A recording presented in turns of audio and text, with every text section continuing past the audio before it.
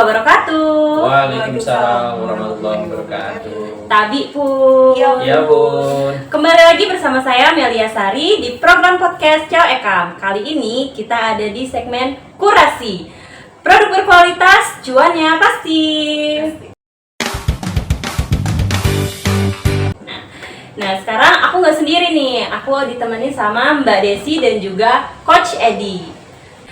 Langsung aja nih kita kenalan sama Mbak Desi dan juga produk yang dia bawa. Iya, apa kabar? Alhamdulillah sehat. Alhamdulillah. Gimana Coach Edi? Alhamdulillah. Alhamdulillah. Mbak Desi, apa nih yang Mbak Desi bawa di meja Ciao Ekam? Ya, assalamualaikum warahmatullahi wabarakatuh. Waalaikumsalam Salam warahmatullahi kenal, saya Desi. Hari ini senang banget diundang di Ciao Ekam dalam program kurasi. Keren banget programnya. Dan hari ini aku bawa produk dari Brokopi. Penasaran nggak sih? Penasaran nih ya. Brokopi itu brownies kopi. Ini singkatan dari brownies kopi. Brownies kopi. Desi, sejak kapan sih Bro Kopi ini mulai di launching? Launching belum? Oh belum, ini Belum baru dong. Ya. ini ya, baru perkenalan ya? Ya, perkenalan. Jadi Brokopi ini produk terbaru, baru kurang lebih 3 minggu lah ya. Dan 3 ini minggu? kita belum launching, Brokopi belum Oh launching. belum launching. Tapi kita sudah mulai memperkenalkan bahwasanya sekarang ini ada loh makanan ringan, makanan yang bakal jadi enak banget. Terus itu bisa jadi temen Kopi. ngemil, namanya Brokopi. Bro Kopi. Gitu. Kenapa dinamakan Bro Kopi? Kenapa dinamakan Brokopi? Apakah ada kandungan kopinya di dalamnya? Jadi Brokopi ini kepanjangan dari brownies kopi ya. Brownies coklat yang kita mix dengan kopi. Dan saat ini kami bermitra dengan para petani dari Lampung Barat dan Waikanan. Nah, terus kenapa ngambil kopi? Karena ada satu alasan penting ya kenapa harus kopi. Dari data yang kami ambil bahwasanya Lampung ini sekarang ini jadi salah satu penyuplai kopi ya, rempah terbesar di Lampung saat ini adalah salah satunya adalah kopi. Dan kenapa juga harus kopi? Karena sekarang jadi happening ya Coach, bener nggak sih? Iya. Ibu-ibu yang nggak suka ngopi tapi tiap hari di coffee shop, bener ya? Bener banget. Bener ya? Terus Anak-anak bapak- muda juga ya? Betul, Gen Z sekarang yang nggak suka kopi tapi setiap hari nongkrongnya di Nongkrongnya di coffee coffee shop. shop, Nah, bener. terus tapi juga nggak bisa ngilangin para lelaki yang memang suka kopi hitam, tapi nggak suka pakai gula. Iya. Gitu. Nah, akhirnya diciptakanlah Brokopi ini, makanan dari coklat yang Gen Z, mudah-mudahan anak-anak Gen Z, ibu-ibu bahkan sampai usia 55 tahun itu cukup menikmati. Kenapa? Karena ada 40% loh kopi robusta yang kami mix di dalamnya. Gitu. Kandungan di Betul dalamnya ya. sekali. Wow. 40% itu sebenarnya tinggi atau enggak sih untuk dikemas sebagai makanan? Kalau untuk 1 gelas kopi, takaran 1 gelas kopi ya Coach ya. Kalau untuk laki-laki 40 gram itu sekitar 40% itu pas banget untuk 1 gelas ya. Untuk 1 gelas sekitar 150 ml. Nah, ini kami masukkan ke dalam satu makanan yang memang hanya 40. Kenapa 40? Karena kan kita ada target market yang anak-anak ya Coach. Yang anak-anak itu taunya brownies itu manis, coklat. Iya, Nah, benar kalau seandainya lebih dari 40%, anak-anak tuh sudah ngerasain pahit dan biasanya langsung mundur, aku nggak suka gitu. Pahit. Nah, tapi karena ini ada mix coklat dan tetap ada gula di dalamnya, 40% itu sampai dengan hari ini takaran yang pas banget. Ada pahit, ada coklat, Ada manis, dan tetap rasa legit, udah pasti gitu. Coach, kita coba cari tahu untuk bahan baku dan juga perizinannya. Iya. Oke, baik. Jadi ini produk turunan ya. Iya, betul Produk sekali. turunan dari kopi. Jadi memang sebetulnya di Lampung itu kita adalah salah satu produsen terbesar di Indonesia untuk kopi. Kopi, betul. Nah, kopinya tadi jenisnya robusta ya. Robusta. Betul sekali, Coach. Lampung itu memang kita produsen robusta terbesar di Indonesia ya, dan salah satu produsen atau apa ya, lahan yang terbesar memang ada di Lampung Barat, Waikanan, kemudian ada di Tanggamus ya, di Iya. daerah Ulu Beluh, daerah penghasil kopi. Nah, memang tadi kalau bilang kita bicara produk, itu kan harus punya segmen. Betul Kebetulan sekali. kalau saya ngopinya ngopi hitam. Betul sekali. Ya, Nggak kopi pakai gula. murni, nggak pakai gula. Betul. Ya. Jadi memang kecenderungan apa ya, peminum kopi di Indonesia itu sekarang mulai naik, gitu. Muncul kafe kan sekarang di Lampung tuh banyak banget sekali, dari yang lokal, nasional sampai yang dari luar negeri sekarang banyak. Di Sudah mulai Lampung, ada di Lampung ya Coach? di Lampung udah ada brand baru gitu ya, yang sekarang menjamur di Indonesia dari luar negeri gitu. Nah, Oh, iya. makanya itu juga mendorong permintaan biji kopi di petani. Ini ngambilnya di petani ya. Iya. Nah, kalau boleh tahu nih, kenapa sih ngambil langsung ke petani? Nggak, kan ada juga supplier supplier yang lebih luar ya.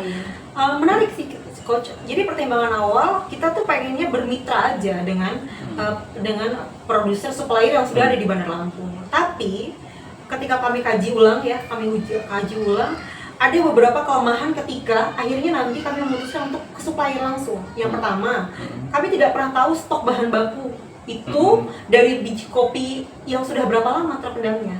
Itu karena gini Coach, ketika dia sudah jadi bubuk, udah jadi roasting ya, kan kebetulan ini kan kita masukin bubuk ya di dalamnya. Jadi bukan yang kita jadikan pasta gitu bukan. Jadi bubuk kopi asli. Nah, itu ketika dia sudah lama berpengaruh di tekstur rasa, berpengaruh di rasa, aroma dan sebagainya. Nah, kalau seandainya kita ambil dari petani, yang pertama nih kita bermitra yang langsung dari petani, yang pertama sudah pasti ikut mensejahterakan ladang mereka. Itu yang pertama, yang paling penting. Dari petani, ya. Betul. Kemudian yang kedua, kita tuh bisa kayak risetnya gini. Kita bisa tanya langsung ke petaninya, walaupun nih misalnya ya Coach, oh tahun ini aku nggak bisa produksi, kebun aku nggak banyak nih, nggak bisa menghasilkan biji kopi banyak, tapi setidaknya ada rekanan di sekitarnya yang tetap berproduksi dong, yang kebunnya tetap menghasilkan, dan itu fresh, artinya dalam waktu 1 tahun kopi tetap terjaga kualitasnya. Dan yang paling penting adalah kami lebih tertarik bermitra ke petani itu biar bisa mensejahterakan mereka lah ya. Lebih ke seperti itu. Mudah-mudahan ini jadi booming, dan mudah-mudahan kerjasama Coach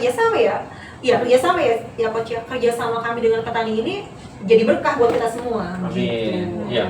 Jadi memang kalau kita bicara rantai bisnis kan ada kebutuhan bahan baku. Betul sekali. Yang harus terjamin dalam secara kontinu. Betul, kan? betul sekali. Nah, kopi ini kan dia tahunan. Iya, betul. Ya kan? Artinya butuh stok pada saat tidak musim. Ini kan musim sudah mulai selesai. Sudah mulai Selesai. Nah, berarti ini bagaimana menjamin stok itu selalu tersedia? Karena kan kalau ini kan produksinya tiap hari. Setiap hari, betul. Setiap hari. Nah, seperti apa untuk menjamin ketersediaan bahan baku? Ini sering jadi isu. Kadang kayak misalnya beberapa momen kayak kopi ataupun pisang itu pada musim tertentu nggak ada. Nggak ada bahan. Ya. Nah, begini. Itu juga sudah kami antisipasi ya. Jadi kebetulan kami bermitra dengan salah satu, misalnya saya ambil contoh di Lampung Barat ya. Kami bermitra dengan petani di Lampung Barat itu, dia menaungi beberapa petani. Jadi kelompok tani ya sebutannya ya Coach. Ya. Jadi saya ngobrol langsung sama mitra kami di sana. Gimana nanti kalau seandainya nih pada saat bulan-bulan tertentu yang tadi Coach bilang, kita nggak ada ketersediaan bahan baku. Terus saya dan tim diyakinkan bahwa kami bekerja sama dengan kurang lebih 30 petani. 30 petani. Kurang lebih dengan 30 petani di lokasi yang sama, yaitu Lampung Barat, tapi mungkin daerahnya tidak sama ya Coach, misalnya nggak satu desa gitu. Tapi yang jelas masih di Kabupaten Lampung Barat. Nah, itu nanti ketersediaan itu mereka cukupi, mudah-mudahan bisa tercukupi. Dan sekarang rekanan kami yang dari Lampung Barat itu pun sedang mencoba untuk mencarikan bahan baku lebih dari 30 petani. Seperti itu Coach. Mudah-mudahan stok aman sepanjang tahun. Ya, begitu. Mudah-mudahan. Ya, karena kunci penting dari eksisnya satu produk kan bahan baku. Bahan bakunya harus selalu ada. Iya, ya, betul. Karena ini kan kita bicara kopi ya. Betul. Kopi itu kan dia kan musiman ya, tidak selalu ada. Betul Makanya sekali. perlu dijaga. Berarti sudah aman ya. Mudah-mudahan sudah aman Pak. Ya. Mudah-mudahan. Ya. Tinggal masalah harganya lagi naik-naik. Ya. Nah, Itu menjadi kendala ya, Pak? menjadi kendala banget ya. Harga sekarang sedang tinggi banget ya. Pengaruh nggak ke harga jualnya ini? Nah, jadi gini Coach. Kemarin pada saat kita bikin ini, kebetulan harga sedang tinggi Coach. Nah. Jadi hitungan HPP Tinggi banget, kami, Pak. hitungan HPP-nya HPP naik. kami bukan naik, memang kami sudah di harga yang tinggi itu. Sedang di harga yang tinggi itu, artinya apabila nanti harga kembali turun dan stabil, itu menjadi keuntungan di HPP kami. Begitu. Tadi produknya kita bicara juga segmennya. Segmen, oke. Ya, artinya kan tadi karena harga bahan baku sudah lumayan tinggi, Betul. ya. Kemudian kategorinya premium atau biasa ini? Ini kan brownies ya. Setahu saya kan kalau yang namanya roti, bakery atau lain kan ada kategorinya ya. Ya. Segmen pasar yang mau diambil. Ini segmen yang mana nih? Segmen pasar dari Bro Kopi yang akan kami ambil itu mulai dari anak-anak ya, karena anak-anak sudah suka coklat ya, mulai dari 2 tahun dia sudah bisa ngemil, sudah tahu coklat itu enak, jadi sudah jadi target market kami sampai dengan usia 55 tahun. Kenapa di usia 55 tahun? Biasanya coach, kalau sudah 55 ke atas itu mengurangi kafein, Nah, kita juga masih belum bisa memberikan satu wacana bahwasanya kafein itu sebenarnya dibutuhkan pada tubuh. Nah, ketika kita bertemu dengan orang yang 55 ke atas, itu masih yang, oh enggak, kafein stop. Jadi, target market kami adalah mulai dari anak-anak yang sudah mulai bisa ngemil, yang dikasih sama orang tua. Tapi itu aman nggak sih buat anak? Aman banget, karena masih ada kandungan coklat ya, sampai dengan 55 tahun. Dan itu wanita pria kita ambil. Ada anak-anak mulai dari 2 sampai 10 tahun, kita masuk kategori anak-anak yang bisa ngemil sehat, ayo di sini. Kemudian Gen Z itu kami masukkan dari usia 11 sampai ke usia 23 tahun. Itu masuk Gen Z. Itu termasuk aku. Iya, masuk Gen Z ya. Termasuk aku Gen Z ya. Betul banget, masuk Gen Z. Nah, dari 23 sampai dengan usia 45 kita masukkan ke kategori biasa. Artinya ada ibu-ibu yang sekarang kayaknya kalau nungguin anak sekolah, sembari nungguin anak sekolah, ya udah ngemil dan ngopi. Itu jadi happening ya sekarang ini coach. Nah, jadi kami masukkan ke dalam target market kami. Dan bapak-bapak, laki-laki lah khususnya ya, laki-laki penikmat kopi tanpa gula. Yang mereka tuh kayaknya kalau dikasih gula, oh enggak. Nah, Bro Kopi ini pas banget Solusinya ya. Iya, solusi Betul banget. ya. Betul sekali. Oke, jadi kalau berarti segmennya sudah diatur ya, Iya. sedemikian rupa. Betul sekali. Jadi supaya jelas nih mau jualnya ke siapa. Betul sekali. Gitu ya. Betul. Nah, kemudian dari tadi kan kalau kita bicara produk ya, produk brownies ya. Betul. Ini kan brownies ya, brownies dengan varian kopi. Gitu. Iya. Apa bedanya Dengan produk brownies kita? biasa. Produk kita dengan kompetitor, dengan produk-produk lain. Jadi nilai unggulan, kompetitifnya di mana? Diferensiasinya di mana? Baik. Sebelum ini tanggal 10 Agustus pertama kali ini kami perkenalkan ke masyarakat umum, kami tim sudah audien dan sudah riset ya, riset ke beberapa toko, tapi tidak semua toko oleh-oleh. Jadi ada sekitar 10 toko oleh-oleh yang kami riset, mulai dari yang terbesar sampai yang kelihatannya nggak ada pengunjung tapi tetap berdiri bertahun-tahun gitu ya. Nah, brownies olahan kopi, makanan olahan kopi, turunan kopi di beberapa tempat mulai dari yang terbesar sampai yang terkecil itu Coach, ada. Mulai dari cookies, kemudian ya. brownies ada browniesnya ada. Tapi aku belum ketemu yang basah seperti ini browniesnya. Oh, jadi yang ada kering, betul. ya. Jadi yang ada di toko oleh-oleh itu brownies bentuknya chip ya. Bentuknya chip.